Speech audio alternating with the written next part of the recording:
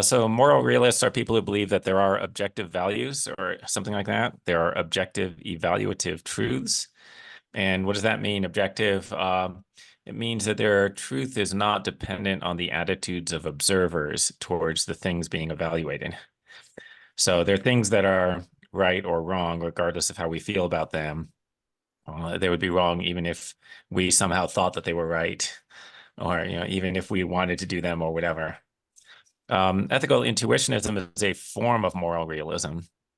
Basically, there's two main forms. They're the ethical naturalists who think that you can reduce evaluative facts to descriptive facts. So you could explain what good means in some way without using evaluative terms. Or you could explain the sort of the nature of goodness without using evaluative terms. The intuitionists deny this.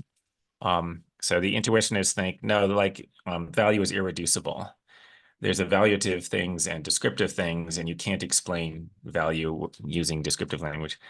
The other difference is the naturalists usually try to explain ethical knowledge empirically somehow. That in some way you can justify evaluative statements by appealing to observations. And the intuitionists think you cannot do this, and so you have to rely on something called ethical intuition. And what's an ethical intuition? And well, in philosophy, intuitions are basically mental states in which, when you think about something, it seems self-evident or something like that. So when you think about, 2 is less than 3, you'll have an immediate sense that that's obviously correct, which we call an intuition. Okay, and sometimes you have ethical intuitions, like you shouldn't cause harm to people just for the fun of it. So when you think about that, that's just going to seem obviously correct, and so that's an ethical intuition.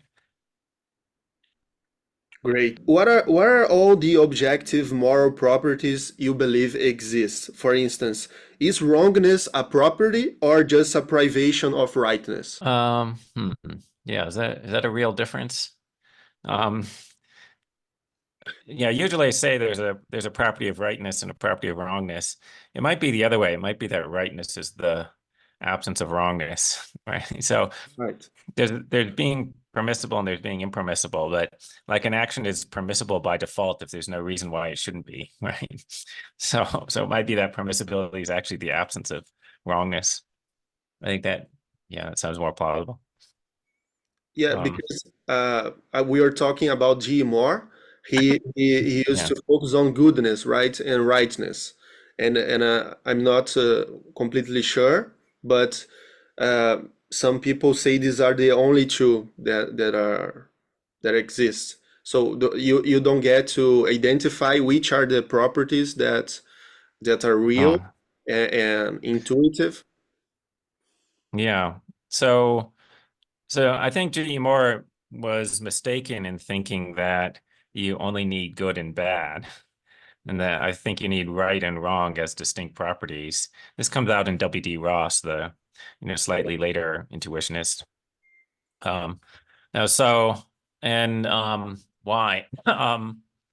Like Moore's way of trying to reduce everything to goodness was to interpret rightness as like an action is right if it produces the most good or something like that. You don't get to specify and identify all the properties that exist. You Yeah. just claim that they exist. Yeah. I mean, yeah. So, like there was a big issue about whether you need rightness in addition to goodness, um, or, whether permissibility even exists. Okay. But yeah, how many moral properties are there? I don't know, because like you could count all of the virtues. Like if you count thin evaluative or thick evaluative properties, like all of the terms for virtues refer to thick evaluative properties. So, like property of being courageous or property of being honest or just, and that. So these are all evaluative properties. So there's a lot of them, yeah, right? If you count like that. Um, what philosophers call the thick evaluative properties are ones that have an evaluative meaning in addition to some descriptive conditions. So courageous is not just good, but it's good in a specific way. Mhm. And so there are descriptive conditions for applying courageous. You can't say somebody's courageous because they gave money to charity or something. Not just anything that's good counts. So, okay. So if you count the thick evaluative properties, there's a whole bunch of them. If you count only the thin evaluative properties, then there might only be two, right? There's like permissible versus impermissible, which is sort of one property, one dimension. Then there's good versus bad.